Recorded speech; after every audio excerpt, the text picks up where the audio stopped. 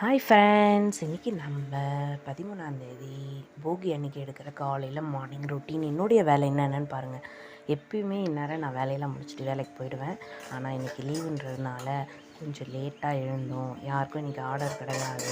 ஏன்னா எல்லாம் அவங்கவுங்க வீட்டில் விருந்தாளி வந்துட்டாங்க.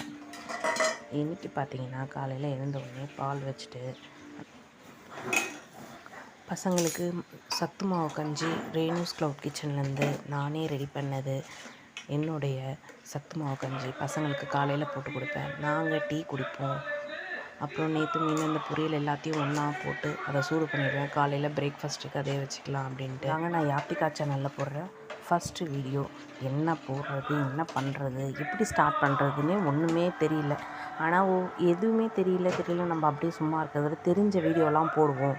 எல்லோரும் நம்ம ஈஸியாக ஒருத்தரை பார்த்து க்ரிட்டிசைஸ் பண்ணிடுறோம். இதென்ன வீடியோ எப்படி இருக்கா. ஆனால் அந்த ஒரு வீடியோ எடுக்கிறதுக்கும் சரி, அவங்க போடுறதுக்கும் சரி, அதில் எவ்வளோ கஷ்டமாக இருக்குதுன்னு நான் படும்போது தான் அது என்னன்னு எனக்கு தெரியுது. சும்மா சாமான் தானே தைக்கிறாங்க, சும்மா டிஃபன் தானே செய்கிறாங்க அப்படின்னு நம்ம நினைக்கிறோம். அதுக்கு கூட அவ்வளோ அவங்க மெனக்கடுறாங்க. ஸோ இந்த பூஜை சாமான் பார்த்திங்கன்னா எங்கள் ஏரியாவில் பீதாம்பரே லிக்விட், அது எப்பவுமே ஒரு மெரூன் கலரில் இருக்கும். இன்றைக்கி அந்த கலர் போயிடுச்சு.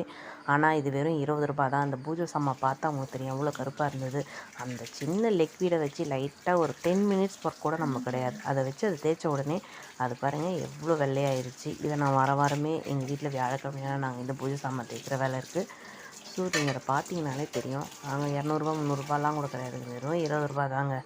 ஸோ அதை நல்லா கழுவி அதை ஒரு செகண்ட் அப்படியே வச்சிங்கன்னா கருத்துரும். அதை நல்லா காட்டன் துணி எடுத்து நீங்கள் கழுவுன பூஜை சாமான் எல்லாத்தையும் தொடச்சி வச்சுருங்க. அப்போ தான் பார்த்திங்கன்னா அது நல்லா இன்னும் பிரைட்னஸ் கொடுக்கும் உங்களுக்கு. ஸோ நான் சொல்கிறேன், எந்த வேலை செஞ்சாலுமே திருப்தியாக செய்யுங்க, ஹாப்பியாக செய்யுங்க. அப்புறம் கிச்சன்லாம் க்ளீன் பண்ணலான்ட்டு கொஞ்சம் இன்னும் ஆயிலாக இருக்கும் கிச்சனு. நல்லா ஸ்ப்ரே பண்ணி அதை சோப்பு போட்டு தேய்ச்சிட்டு அந்த இடம் ஃபுல்லாக க்ளீன் ஆகிடுச்சு பார்த்தீங்களா. அவ்வளோதான். இதுக்கப்புறம் நம்ம என்ன பண்ணோம்னா, இன்றைக்கி போகின்றதுனால வீட்டை எல்லாம் துடைக்கணும். ஸோ வீடு எப்படி இருக்குது, வீட்டை நான் காட்டுறேன், எப்படி இருக்குது பாருங்கள்.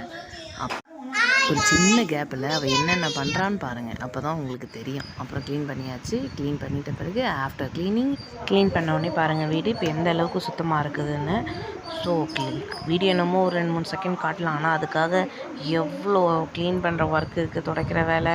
ஐயோ பெண்டு கழிஞ்சிடுச்சு. சரி அப்படியே மார்னிங் பிரேக்ஃபாஸ்ட்டு நான் முடிச்சிடலான்ட்டு சிம்பிளாக காலையில் தோசை ஊற்றிட்டேன். அந்த லெஃப்ட் ஓவர் பொரியல் குழம்புலாம் இருந்ததெல்லாம் ஒன்றா வச்சு நான் அந்த சுண்டை குழம்பு மாதிரி பண்ணியாச்சு. ஸோ பசங்களையே கூப்பிட்டேன், வாங்க அப்படியே சாப்பிட்ருங்க அப்படின்ட்டு. ஸோ பசங்களும் இப்போது தோசை எடுத்துகிட்டு போயிடுவாங்க. நானும் அப்படியே செய்யும்போது தோசையை சாப்பிடலான்னு முடிவு பண்ணிட்டேன். ஸோ என்னுடைய வீடியோ பிடிச்சிருந்தால் லைக் பண்ணுங்கள், ஷேர் பண்ணுங்கள், சப்ஸ்கிரைப் பண்ணுங்கள்.